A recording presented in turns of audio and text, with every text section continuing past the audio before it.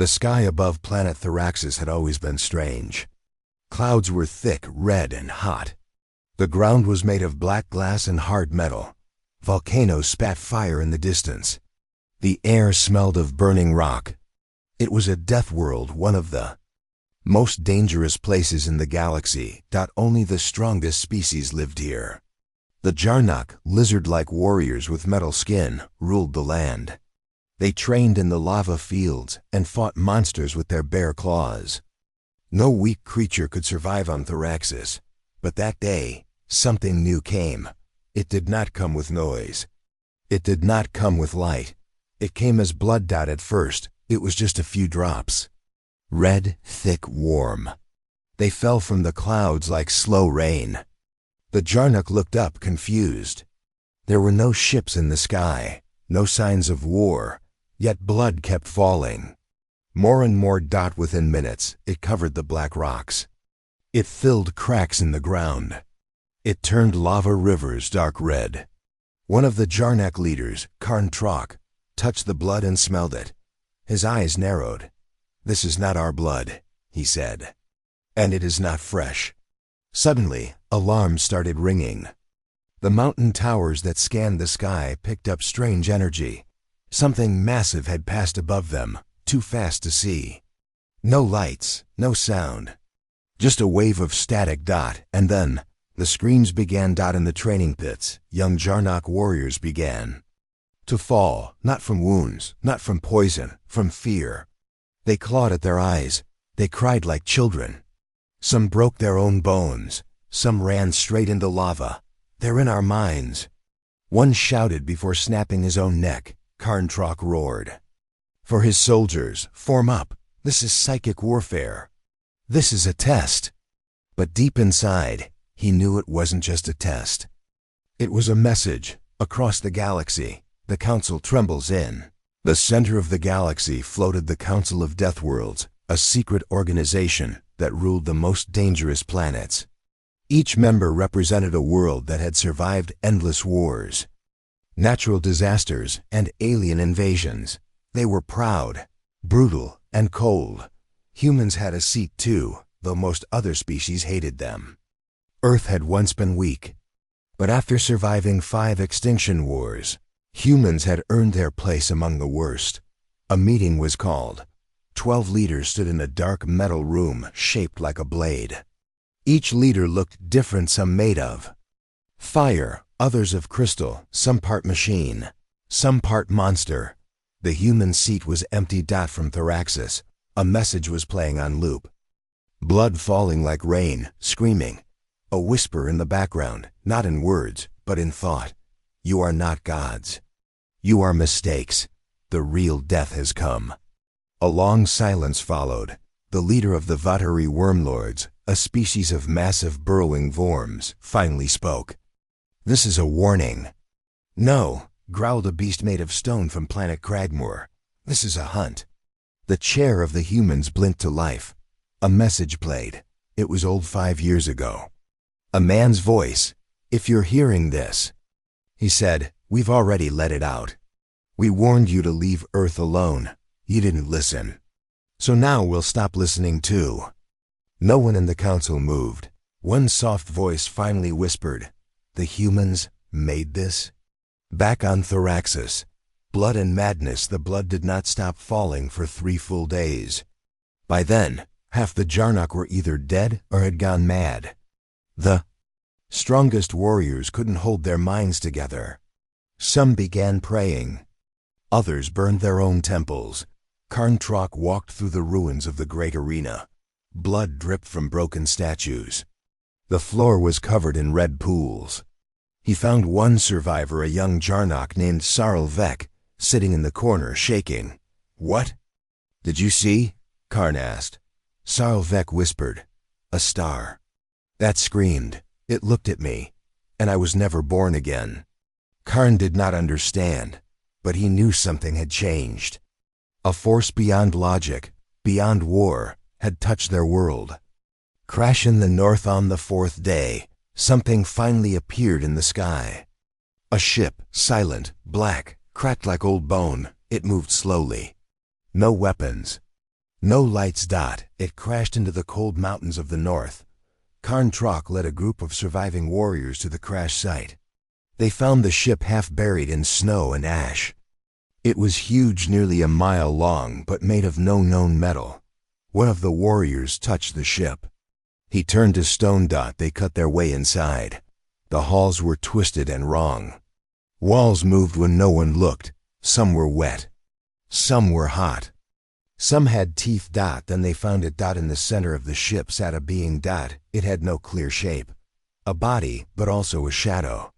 Skin that moved. Eyes that didn't blink. Blood dripped from its fingers, but it was not hurt. It looked at them, the smallest. Warrior fell dead instantly. Karn did not move. He faced the thing and said, "Why have you come here?" The creature did not speak with a mouth. Instead, it made them all feel one thought. You were chosen to fall first. Galaxy-wide shock across Deathworld space, similar things happened. Blood rain, madness, screams, ships falling. Beings walking. Every world had a legend of invincible enemies. Now, the legends were waking up. On planet Serax, home of the lightning-skinned Zika, the ocean turned black. On planet Goroth, the sky split in half. On planet Juno, stars moved in. Patterns that caused hallucinations.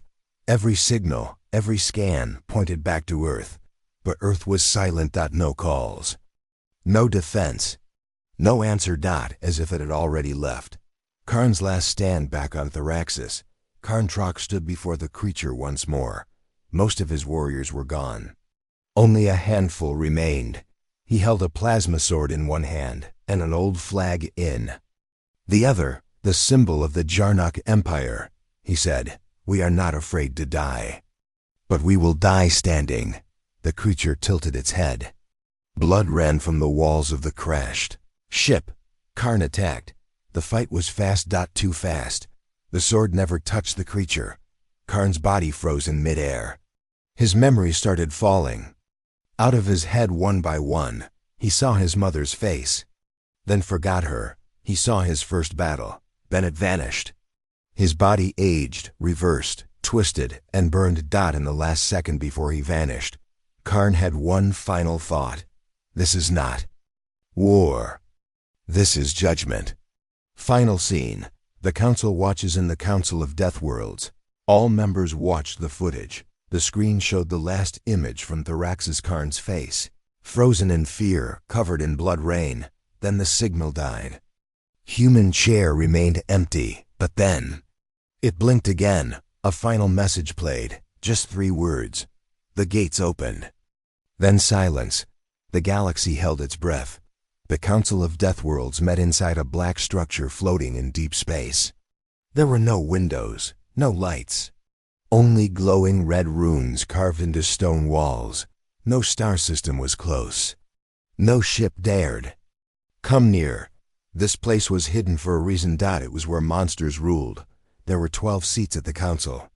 Each one belonged to a species that had survived the worst horrors in the galaxy. These weren't just worlds. They were death worlds. Planets so dangerous that normal life could never exist there. But somehow, life did survive. And it learned to fight. Now, for the first time in many solar cycles, every chair was full. Even the human chair, which had been empty for years, glowed softly. Waiting. The room was quiet. Then a voice spoke. We must talk about what happened on Theraxis. It came from Vader, the High Speaker of the Wormlords. His body was thick and long, like a tunnel of moving flesh. His voice echoed from a device stuck in his throat, because his real voice could crack walls. We saw the blood rain. We felt the scream in our hives, he hissed. It was not a warning. It was a declaration. Another council member slammed her claw on the table. Ashra, queen of the fire-blooded Varanti, burned with fury. Was it the humans? She asked. They were always hiding something. No, came a calm voice. General Quain, leader of the Takar brutes, looked around. His species were half metal, half beast.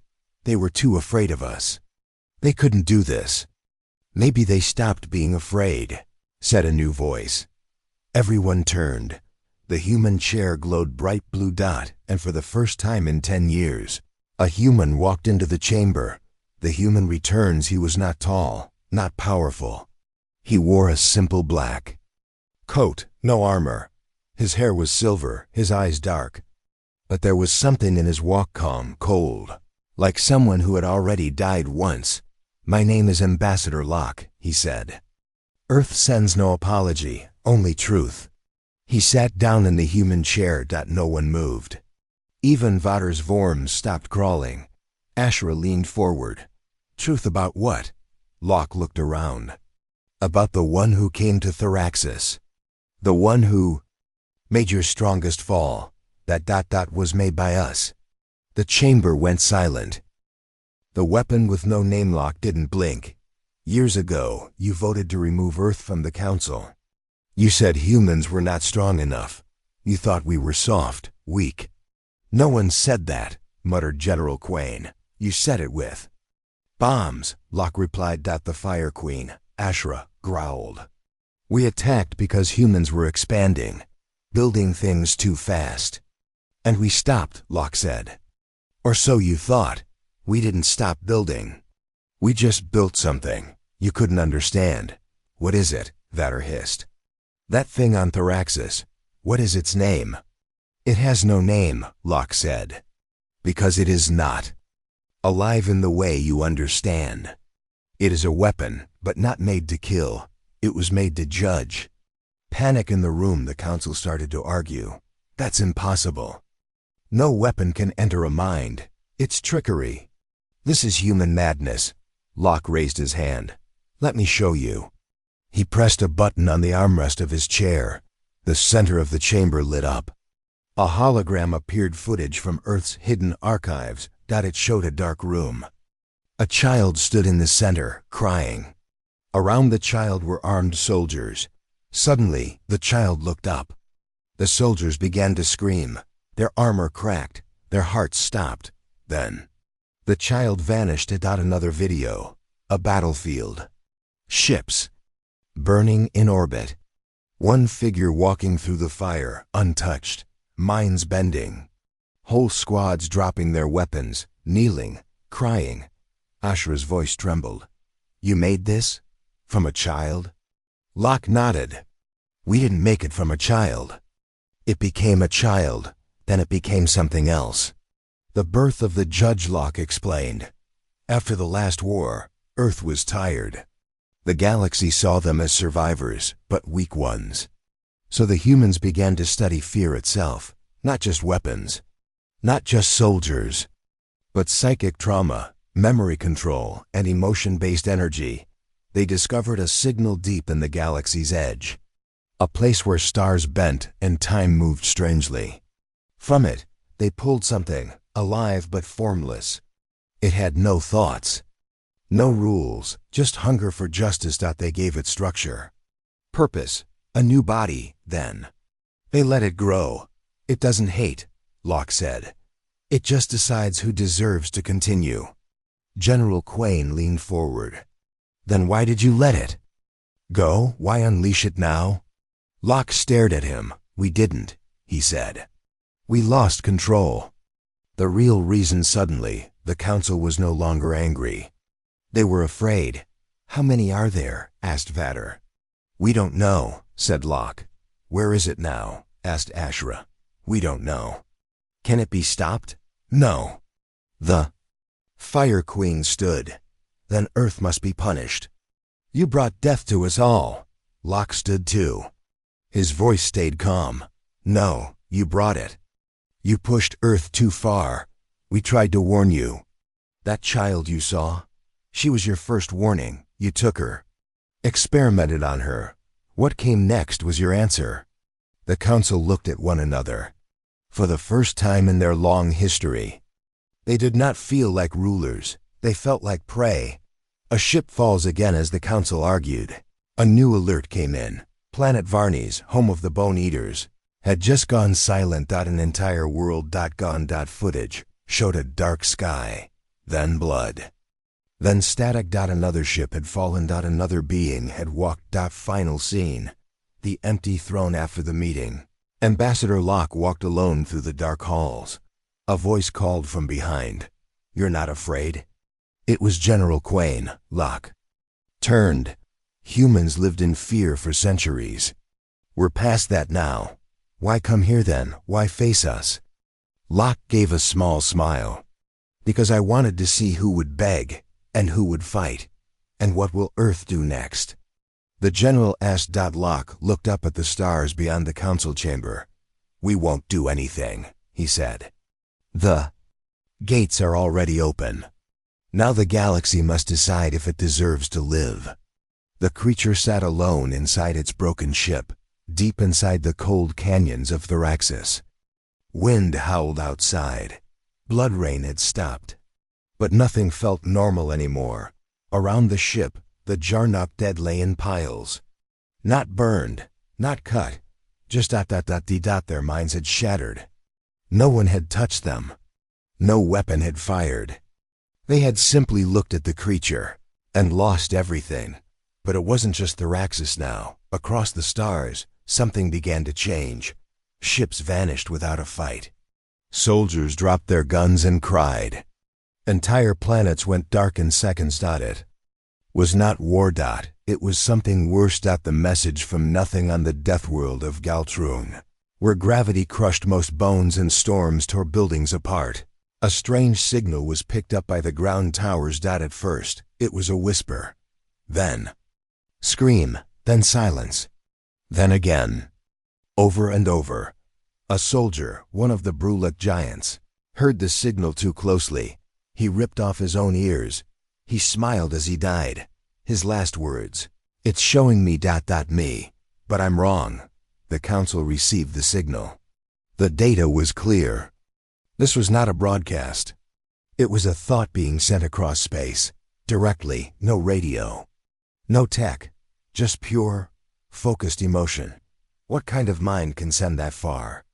Ashra, the Fire Queen, asked during the emergency meeting. "The human?"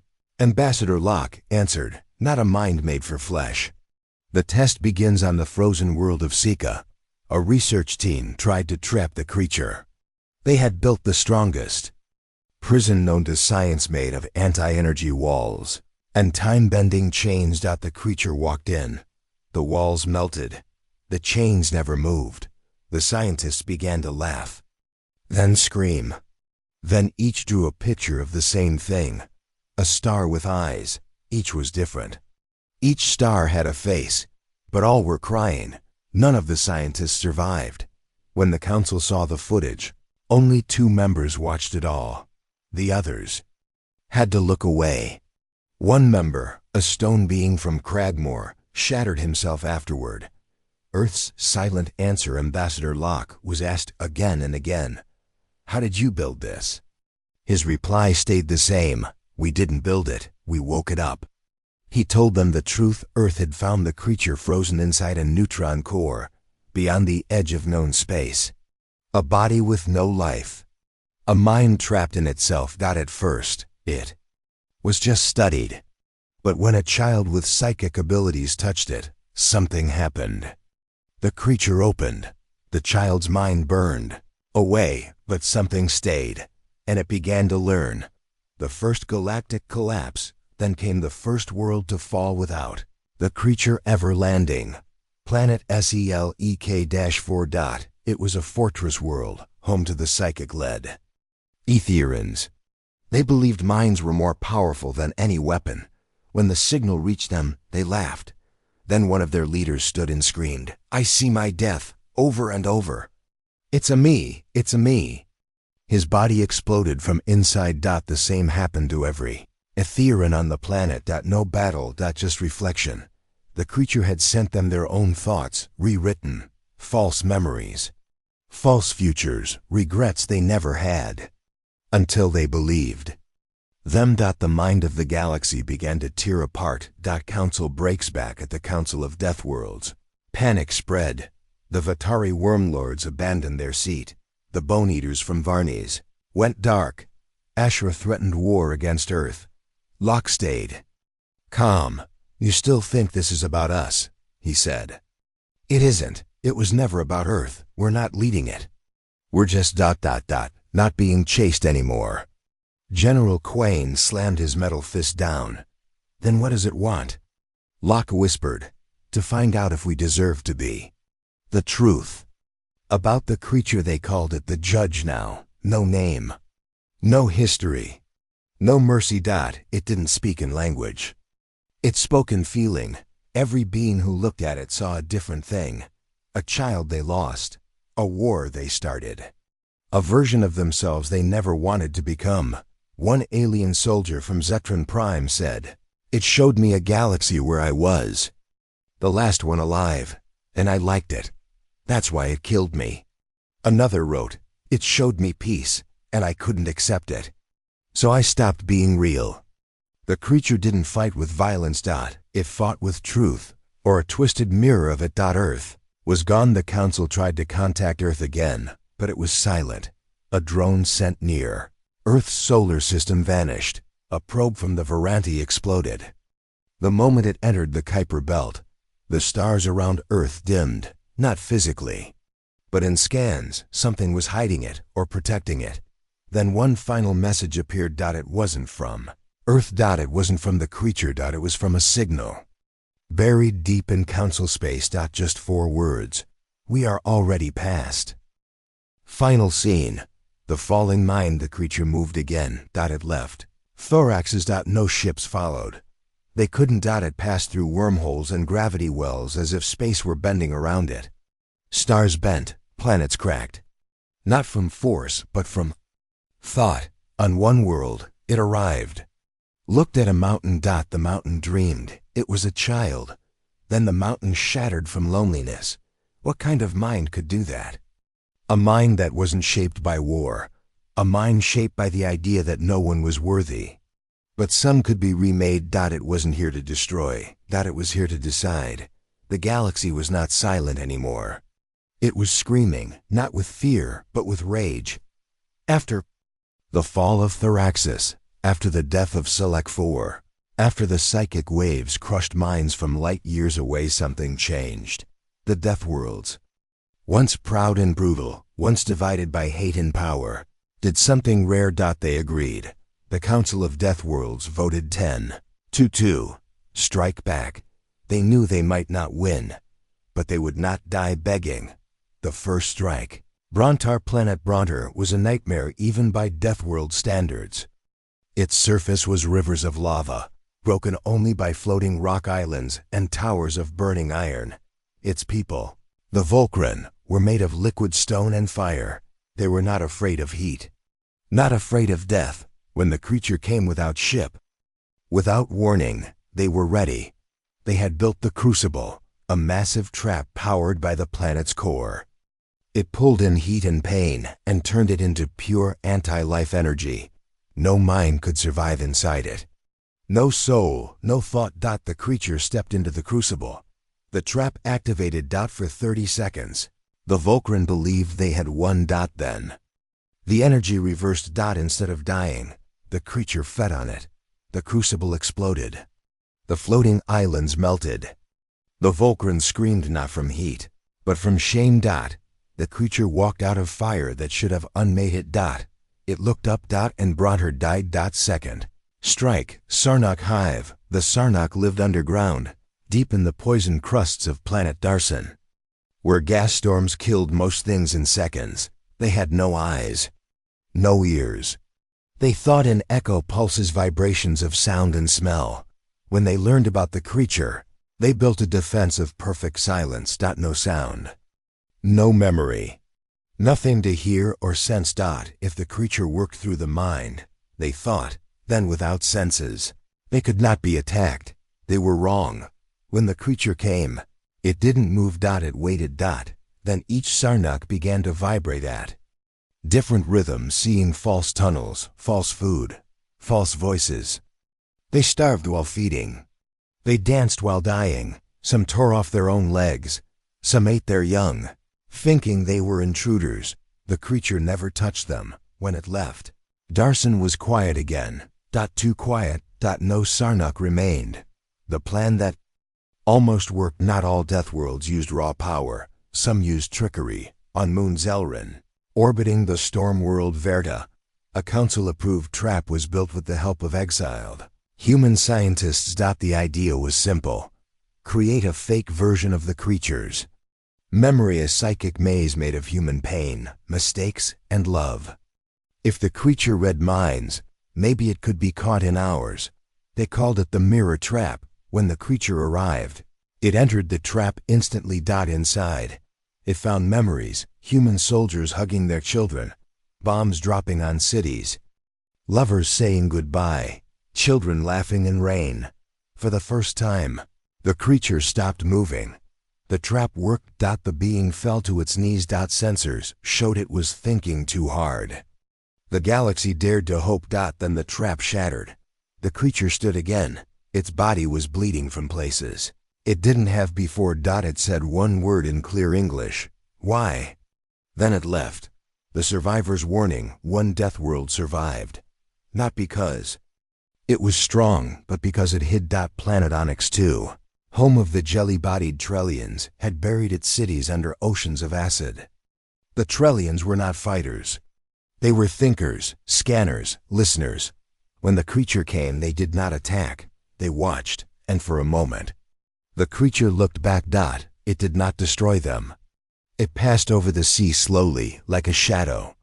Made of memory. A young Trellian named Cran was chosen to record what they saw. They felt a question rise in their mind, not words, but pressure. The question was, what do you hide from yourself? Cran answered in thought, everything.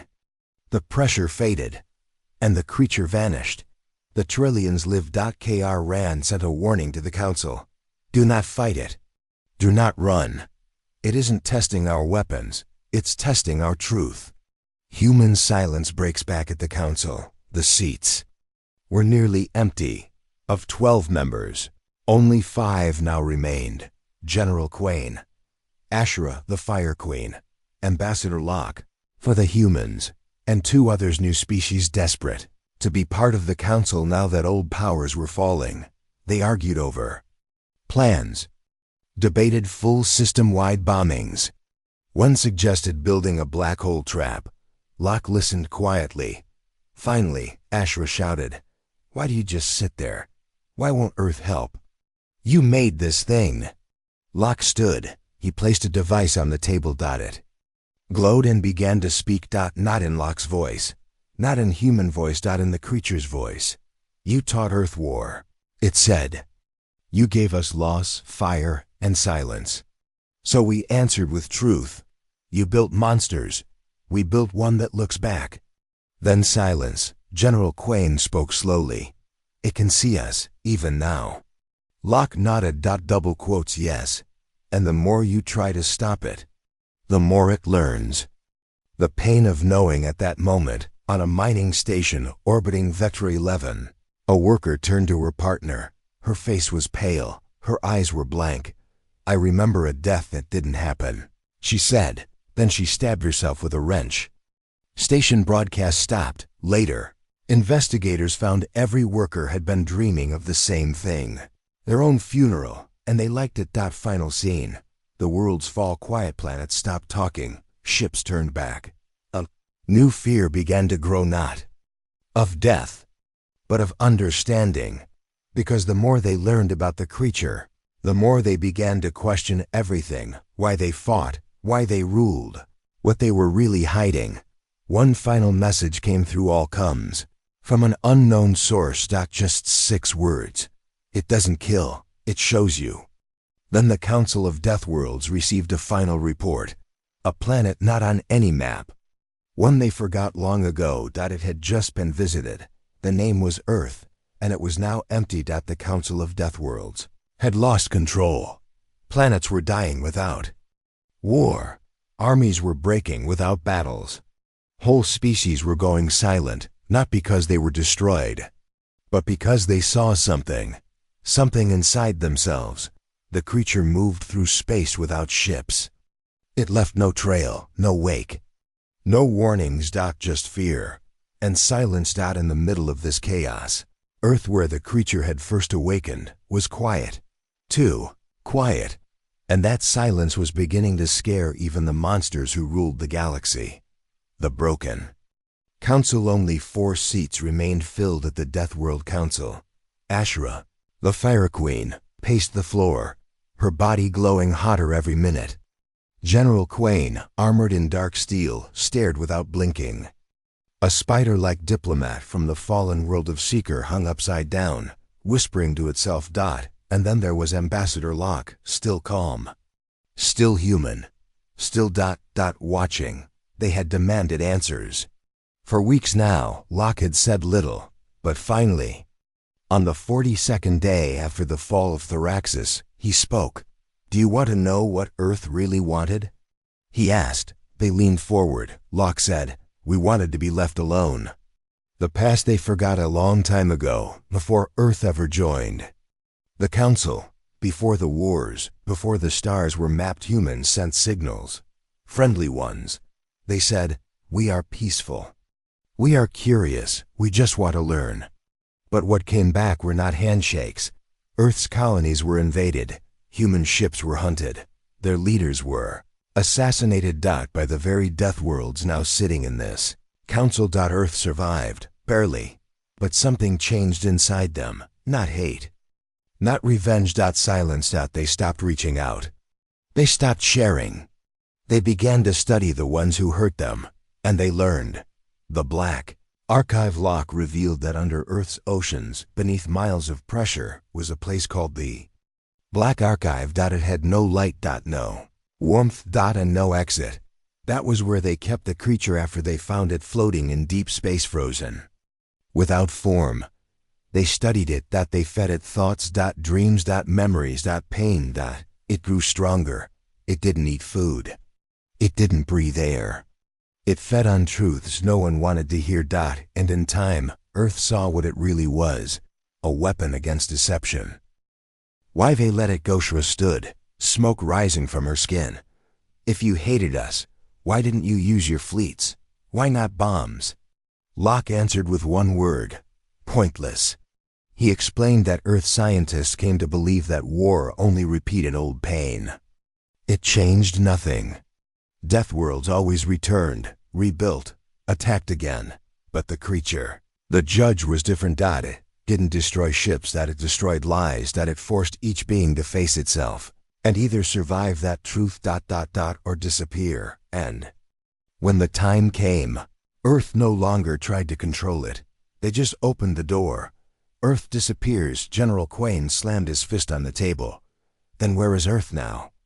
Locke smiled. Gone. The Council fell silent. Locke explained. Before releasing the creature, Earth launched something no other species had attempted. Not a fleet, not a weapon, but a vanishing. Using folded space tech, Earth relocated itself. Not just its people, but its cities, libraries, and machines. They moved to a hidden part of the galaxy, untouchable, untraceable. Some call it the Second Soul. Others call it the Safe World. All that remained in the old solar system was Earth's shell, dead, hollow, covered in false signals. A graveyard. With no bodies. The last broadcast. Then Locke showed the Council one final message. It wasn't a warning. It was a goodbye. The message played across the chamber. To the galaxy that called us weak, we learned from you. We watched. And now we've decided not to be part of what you built. We don't want your council. We don't want your wars. If you can survive what comes next, we'll meet again. But only if you've changed. Then silence. Locke turned off the device. Turning point. Something shifted in the room. The Seeker diplomat stopped whispering. Ashura sat back down. General Quain no longer looked angry. Only tired. They all knew now this wasn't about revenge. It was judgment. The creature wasn't punishing them because of Earth. It was punishing them because they had always been this way and never stopped to ask why. New arrival just then. A council door opened. Guards raised their weapons, but no threat appeared. Only a small being stepped forward. No armor, no guns. Just a cloak and bright green eyes. A child, not human. Not any known species. She walked to Locke. I bring a message, she said. From those who passed your test. Everyone froze. What test? Quain asked. Locke stepped aside. The child said, the humans left others behind. Not weapons, not armies, but watchers. And they chose us. We survived the mirror, so they sent me. To do what? Ashra asked. The girl replied simply, to help you choose what comes next. Final scene, the council decides that night. The council chamber did not sleep. They didn't argue about weapons or traps anymore. They asked questions they had never dared ask. Why do we always fight? Who did we become? Is survival the same as being right? For the first time in galactic history, the strongest minds stopped trying to win ... and started trying to understand. The creature still moved through the stars, but it moved slower. Now ... as if waiting ... watching ... to see if even monsters could change. The galaxy had changed. Some planets were already gone. Some leaders had vanished. The judge, the creature born of human silence and suffering, kept moving ... no one could predict where it would go next ... But now, the fear had twisted into something darker ... anger ... if Earth had unleashed this monster. If the humans had walked away from the galaxy, then maybe the galaxy had only one option left: destroy the humans. All of them, before it was too late. The emergency council, the great council chamber, now with only 4 seated members, was called into emergency session. Ashra, Queen of Fire. General Quain of the Iron Beasts. Ambassador Locke of the vanished humans, and the Seeker diplomat, always whispering. They were joined by a new 5th voice. The child, the green-eyed messenger from the hidden colony sent by those who passed the judge's test. The walls were dim. The air was cold. The silence felt thicker than ever. Ashra stood first. I propose we vote, she said. No more waiting. No more watching. Either we go to war against the humans, or we accept extinction. Locke's warning, Ambassador Locke, did not stand. He sat still, staring at the ancient table where thousands of decisions had been made. He spoke calmly. You want to kill us? Fine. But you don't understand what you're voting for. We understand perfectly, Quain growled. You made a weapon. It's loose. We must kill its creators. Locke looked up. That's the mistake. We aren't its creators. We're its first victims. Ashra slammed the table. Then tell us the truth. All of it. Locke's eyes darkened. He said just one line. The judge came to us because it was running from something worse. A silent shock. The room went cold. Even the Seeker stopped whispering. Quain whispered, You mean it's not the only one? Locke nodded. There are others. We don't know how many. But the judge was the first to wake up in our care. It survived ... and it tried to protect us. That's why it was angry when Earth was attacked. And now? Ashra asked. Now, Locke said, it watches to see if anyone else in the galaxy deserves to survive what's coming. The vote begins despite the fear, despite the new truth. The vote had to happen. The council could not sit still. They were Deathworld rulers. Action was their law. The vote was called. Do we launch a galaxy-wide strike to eliminate every remaining human, wherever they may be hiding, even if it means destroying entire colonies, half-real pocket worlds, and hidden planets? Ashra voted first. Yes. She burned with fury. They brought pain to us. They chose to hide. They left us to bleed. This is justice. Quain voted next. He paused, then said, Yes. They taught us fear. Now we return the lesson. The Seeker diplomat, for the first time, spoke clearly. No. The galaxy cracked because of us, not them. They survived what we started. We do not deserve this power. The room waited. 2 votes for. 1 against. Then all eyes turned to the child. The child's vote. She stood at the center, not afraid. Her voice was small, but sharp. My name is Lyra. I was born in a hidden colony on the edge of human space. I passed the judge's test. I saw who I was ... and didn't run. She looked at each of them. My parents were both born during the last war. They told me how the Council crushed Earth, bombed our moons, erased names from history. I was taught to never trust aliens. But I did. I walked here alone. And now you want to kill me. She looked at Ashra and said, "Then I vote no." 3 against 2, it was down to Ambassador Locke, the deciding vote. He could make it even, or he could end the argument forever. He stood up slowly. "I should say no," he said.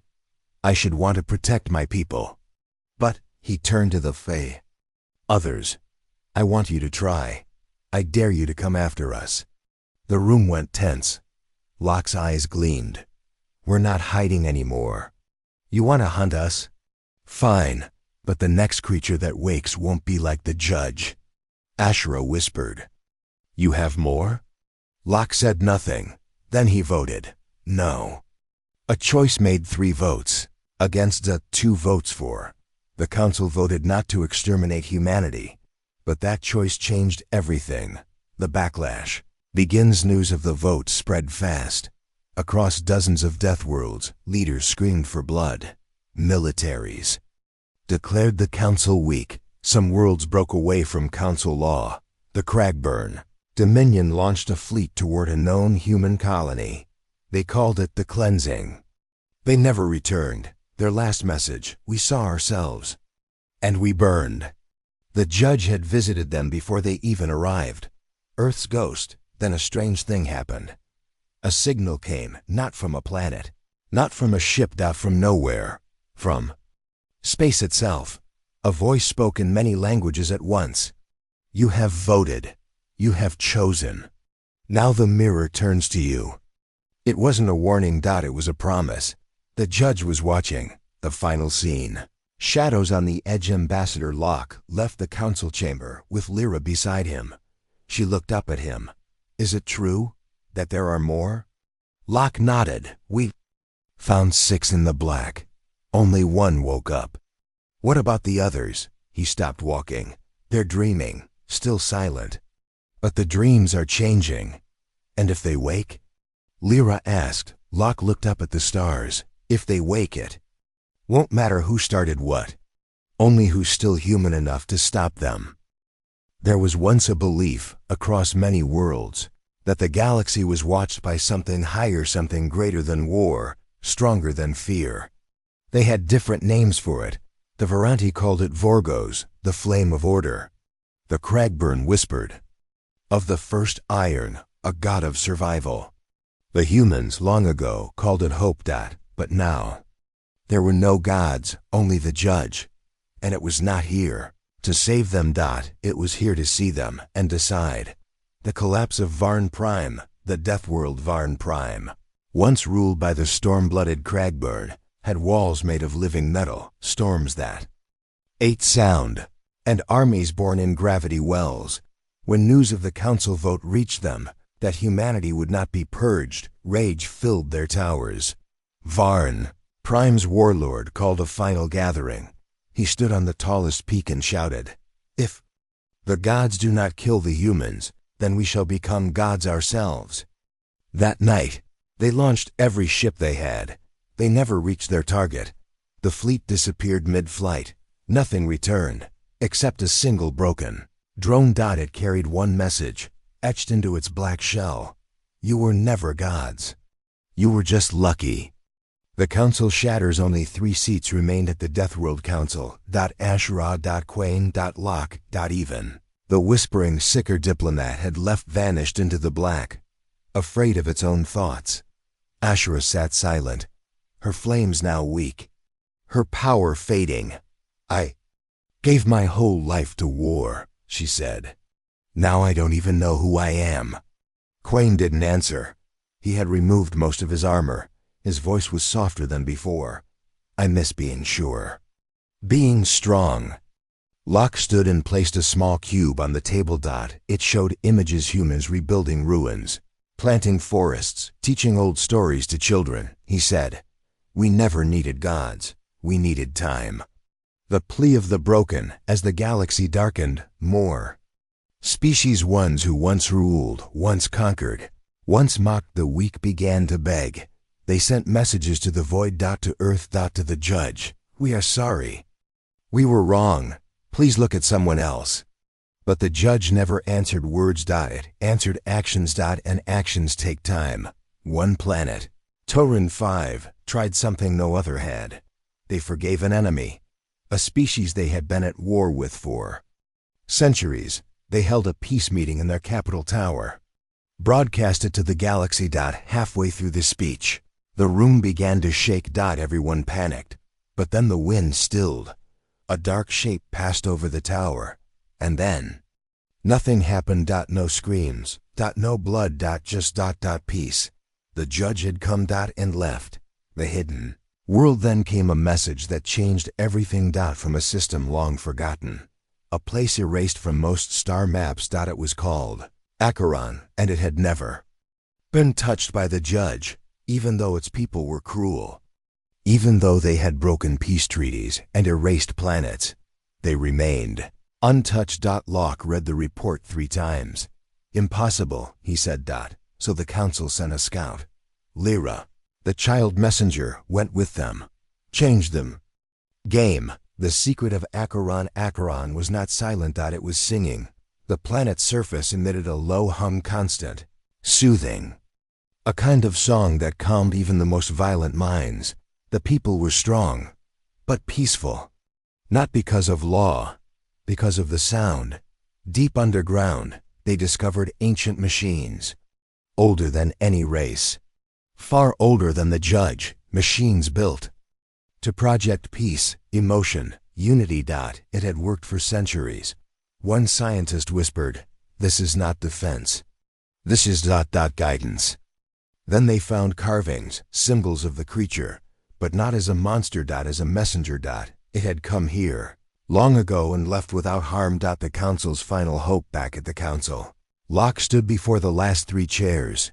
He said, "The judge is not only punishing, it's looking for meaning." The Acheron people found one. Ashra asked, "Can we copy it?"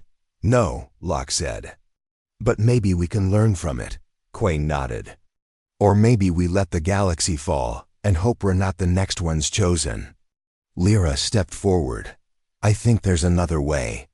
They all turned to her. She said, "Let the judge speak." Final scene.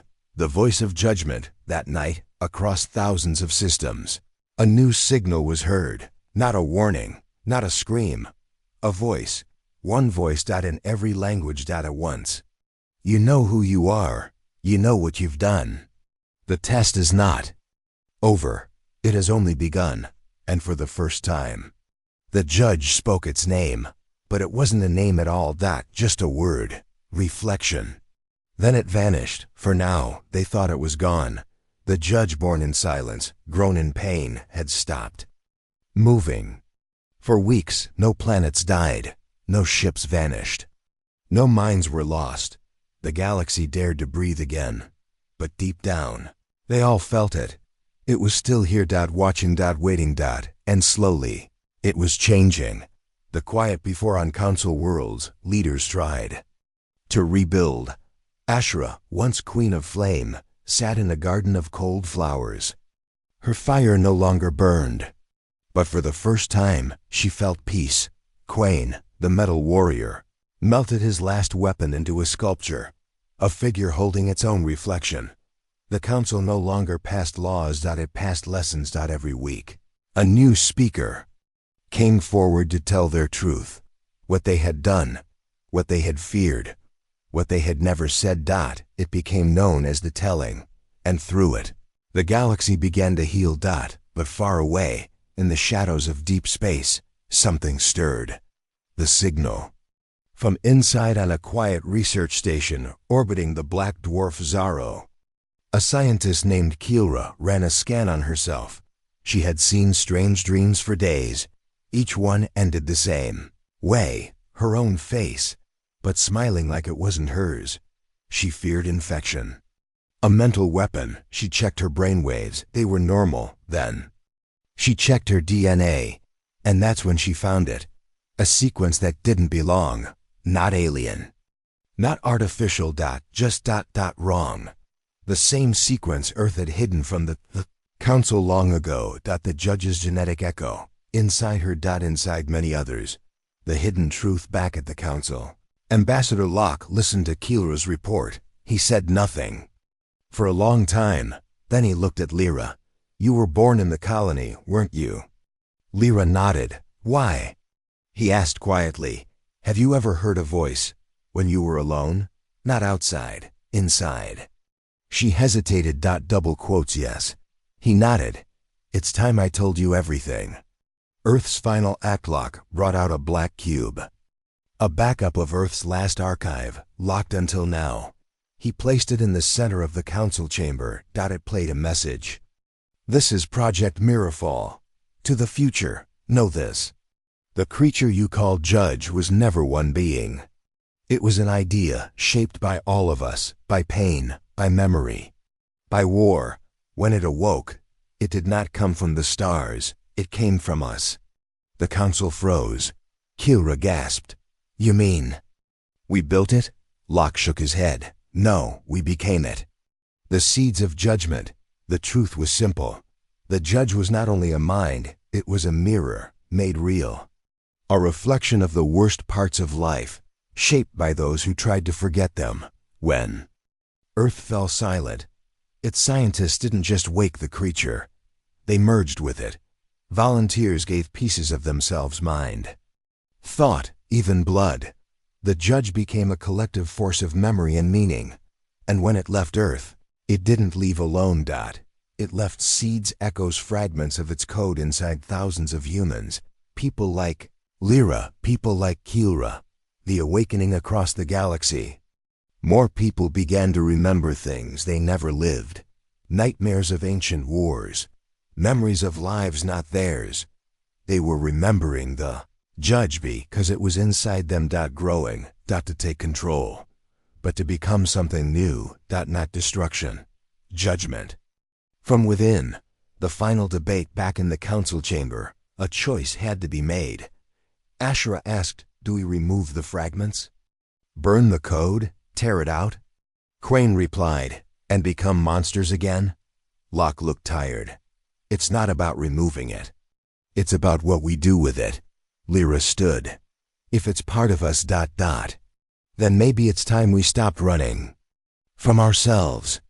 The last Testone War signal came, not from space. Not from any ship, but from every voice that carried.